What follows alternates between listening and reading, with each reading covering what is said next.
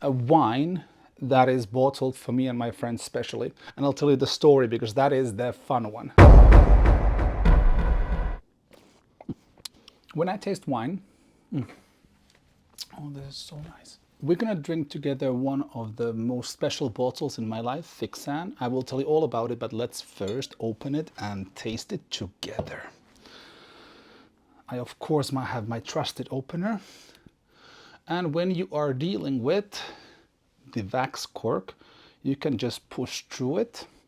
Here, I cooled the bottle because I got the idea for the video, so that's why it is still a bit sweating. And then we just do this. And da, da, da, da.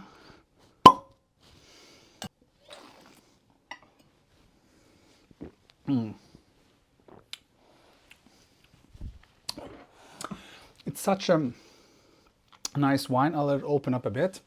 Let's actually pour a bit more so we can talk about it more. And as we are drinking red wine, we of course dress in white. Why not? So for me, Fixan is very special. Actually, it is a village in France, and it is producing around, I think it's around 100,000 hectares. So it's not small, not that huge. And they have 6 premier crus there. They also produce a little bit of white there, but example me, I have never tasted the white from Fixan. So I'll just use the emptier bottle just to keep this one there. And this is why it's cool. Look.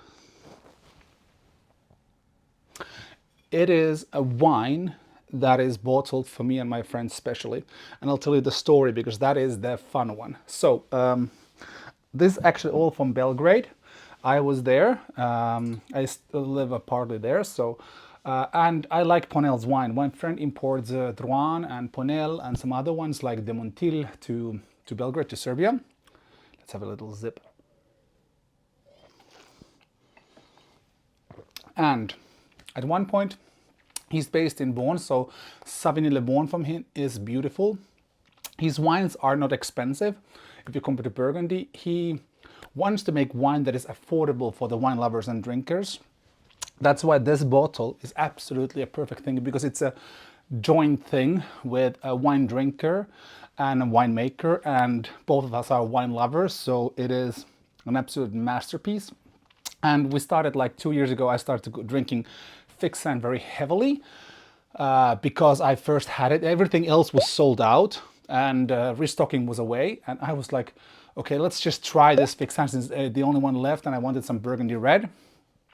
And to my surprise, it was stunning. The taste is so smooth, but of course I didn't know what is Fixan. I knew it's a village, of course, but like, and then when you add a G, like on the end, you put a G there, it's fixing our lives. And with my brother, we were fixing our lives a lot. And then I fall in love with Fixan. And also the main thing was that it's constantly the same, vintage after vintage. I have tasted back vintages also. And then I was always sending Ponel messages that these bottles are too small. You need to make Magnums. Like, well, you need to make Magnums. These regular bottles are not great in, like, size is too small. And then in 2000, like last year, it's like last Christmas around there, he sent me a message that, okay, Eduard, Dudu, well, he doesn't call me Dudu, but some French stupid.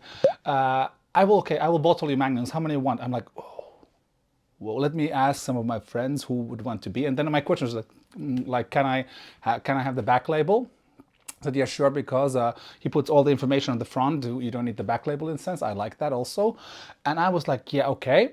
And then I did the back label. It says it's like, here you can see it's 1 out of 85 because there's 85 Magnums bottled. And it's specially bottled for Edward Kaukoranta and friends. And I think it's so cool to have your own Burgundy wine that is just bottled for you and your friends. And it makes me even more special because it's like my wine, and it's in the perfect size, which is a Magnum. So I don't need to drink 2 bottles today evening because I can just finish 1 Magnum. So I'm winning there. But now let's talk about the wine. I don't like these adjectives, but people are always going with the hype. Okay, this is that. I think more about emotion. Every time I drink this, I think of my brother, our adventures, and I will smile on that. And also, I'll be thinking of all the memories and the people that have shared the wine and showed it, because it has become the one that I pretty much purchased the most, because it's the most consistent and it's a great price quality wine. And for me, there's something of a very unique balance on it that is captivating. So I swap the glass. I prefer as a universal shape this. You can hate me all that you want. Of course, if I have a Burgundy glass, I will do. But this one is a bit too small for the nose, but this one is perfectly fine. And also, most people don't have the funds or the storage place to have like 20 different glass shapes for every possible grape. But yeah, okay, I need to get some Burgundy glasses. When I taste wine, oh, this is so nice. The first thing I look for is always balance.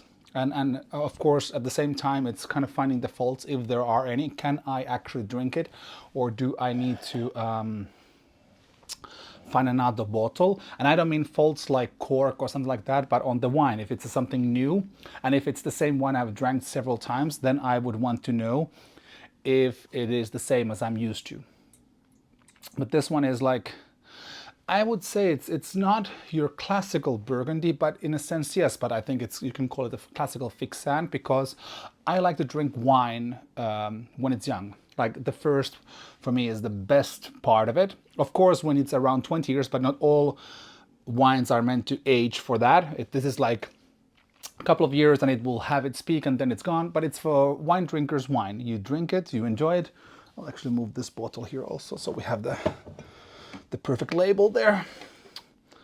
It can be here, but yeah, such a nice one.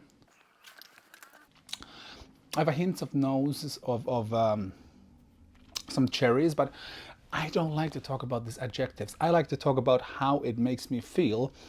And for me, the wine is with intensity. That's the one thing. Is it balanced? Is it complex? How complex is it? And then at that one point, like, which is the power that the intensity is delivered, and that usually means about the vintage. So I'm calibrated a totally different way. I give points to wine, but also now I started to use a scale that I invented for emotion. Because, example, if I would just say this wine, I would put it on a point scale for 92 to 93, and I give points like how the wine tastes currently now, not your like future visions in a sense. That's how I have always been giving points. And if you look at critics' points, please do check what they actually mean, because looking at many of them, I think they don't themselves even have any idea. There's no consistency, there is no logic behind it. But then there are some wines that will never reach more than 90 points, and that is not bad. For me, 90 points, just have to check if the camera is recording. So 90 points is where I will have a second glass of the bottle. And sometimes, at that point, the wine is a bit simpler, not too complex, but in its own category, it is absolutely magnificent and beautiful. And to just give 91 points, 92 points, or even 89 points, which are good points, it's unfair. Like it's not, world is not like just numbers in a sense. So that's why I had the emotional scale. So I used the exclamation marks to do that, because I actually invented that when I was in the Dominated family. Sorry for pronouncing it incorrectly. Tasting in Paris in 17th of March this year, 2025. And I had to go through yet again, like, and this time it's moving. So usually when we did tastings, like when I had a lot of champagnes, we were sitting down, but I had to move around. So this means that I had the booklet. I'll show you the picture of it somewhere here. And I mark there, like, what it made me, giving me emotion, just as my mark, because I'm also at the same time thinking of buying something and visiting, and I just want to know which wine that left a mark, because like in 100 wines, I do remember a lot, but that becomes complicated. And it doesn't matter which the producer can be one of the cult wines in the world, but if the wine is not yet ready to drink, it's okay. Like there is no, it's not a secret that Burgundy makes the best wines in the world. And if you disagree, you are a complete débile, idiot. Or then you love more Burgundy, and I mean Bordeaux, that's also fine. Whatever ticks your ticker. I'll pour myself a bit more. It's fine. This is such a nice balance of drinking wine with everything in this nice harmony and balance. It's something that I wish that everybody could experience to see what is Burgundy, because like I love the Burgundy Rouges. I like the Burgundy Blancs because they are a path to the soul of a producer in a sense. You can do Grand Crus, yeah, that's easy. Not easy, but it's mainly out of reach of the normal consumer. This kind of stuff still is reachable for many, many people. And also one thing is the length of the taste. Here, it's a medium length. And the thing is, it's always consistently balanced. And here is one thing that I do always when I taste the wine. It is how I let it go in my mouth. Because normally people would taste like this. You don't taste anything. The whole idea is to take a big sip and then let it go through your mouth, under your tongue. You don't need to do the or the movements. You don't need that. I'll show you. I also like to spin the wine. It's so cool.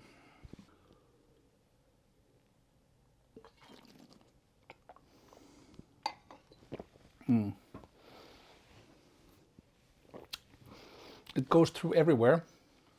And that is where, if you have a bad wine, you know.